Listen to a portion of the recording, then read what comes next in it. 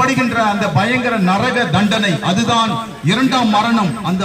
அந்த தண்டனையை நாம் அடைய மனதில் கூட நினைக்க கூடாது. ஏன் என்று சொன்னால் அது மிக கொடிய ஒரு தண்டனை. அந்த தண்டனையை தான் இயேசு கிறிஸ்து தம் மீது ஏற்றுக்கொண்டார். சிலுவையிலே அவர் மரித்ததற்கு காரணம் அந்த நரக தண்டனையை நாம் அனுபவிக்க கூடாது.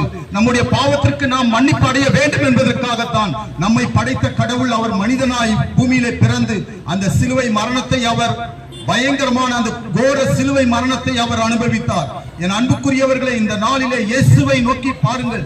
இயேசுவே என் பாவத்தை மன்னியும் என்று சொல்லி பாருங்கள். உங்கள் வாழ்க்கையிலே கடவுள் தருகின்ற மெய்யான சமாதானம் உங்களுக்கு உண்டு. அதை தான் ஆண்டவர் சொன்னார். பாவம் மன்னிப்படைவதற்கான ஒரே வழி இயேசு கிறிஸ்து. நாம் ரட்சிக்கப்பட வேண்டும் என்று சொன்னால் ஒரே வழி இயேசு கிறிஸ்து. அவர் நமக்கு ஜீவனை, நித்திய ஜீவனை கொடுக்கும்படியாக வந்தார். இந்த பூமியிலே நமக்காக அவர் சிலுவையிலே மரிக்கும்படியாக வந்தார். கடவுள் அவர் மரித்ததோடு மறைந்து விடவில்லை. மூன்றாம் நாளிலே உயிர்த்தெழுந்தார். அவர் இன்றும் உயிரோடு இருக்கிறார். இயேசு கிறிஸ்து இன்றும் உயிரோடு இருக்கிறார். ஆகவேதான் துணிச்சலோடு நாங்கள் இந்த இடத்திலே வந்திருக்கிறோம்.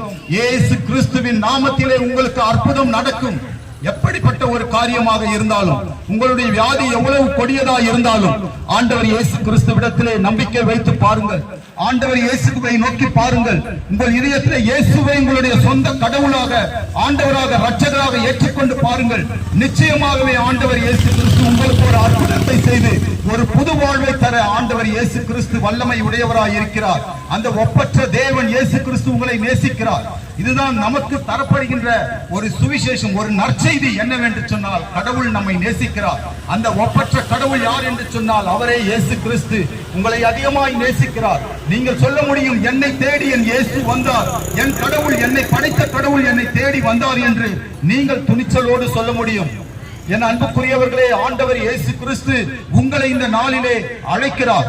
அந்த இரக்கத்தின் நாள், கடவுளுடைய இரக்கத்தை பெறுகிற நாள், அந்த அனுக்கிரகத்தின் நாள் இன்றே, இப்பொழுதே ஆண்டவர் இயேசுவை உங்களுடைய இதயத்திலே ஏற்றுக்கொண்டு பாருங்கள். உங்கள் வாழ்க்கையில ஒரு பெரிய மாற்றம் உண்டாகும்.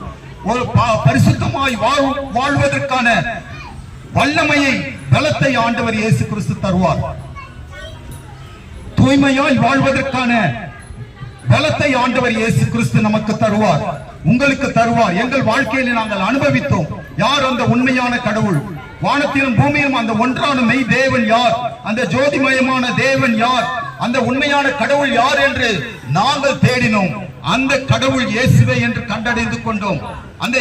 அவரே எங்கள் பாவங்களை மன்னிக்கிறவர், என் பாவத்தை மன்னிக்கிறவர், அவரே புது வாழ்வை தருகிறவர், அவரே நித்திய ஜீவன்